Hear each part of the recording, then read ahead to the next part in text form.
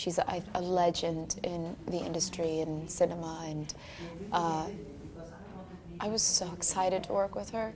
I love her in her performance in Persona, and there's just this luminosity to her as an actress.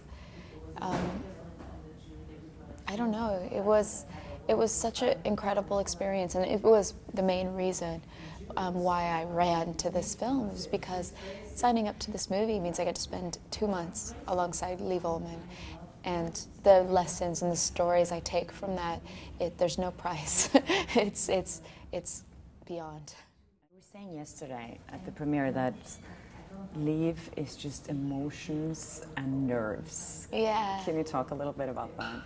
She's actually the most sensitive artist I've ever met, in that she's completely open, and you don't feel that she has a big wall around her.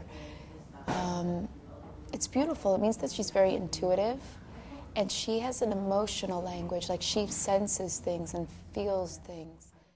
Showed up for the last day of rehearsal, and I was super depressed because the couple weeks it's like the energy, it was like filtering in my pores. I was starting to like feel this like, and she could see immediately when I came in that I just wasn't feeling good, that I was kind of sad. I never said I don't want to work today, but we were about to really go deep into some stuff, and she sensed that, you know what, let's not finish it.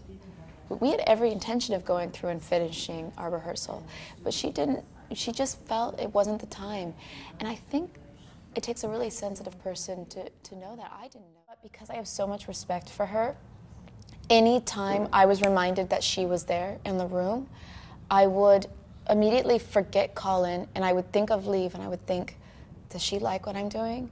Oh, she would do it so much better than me.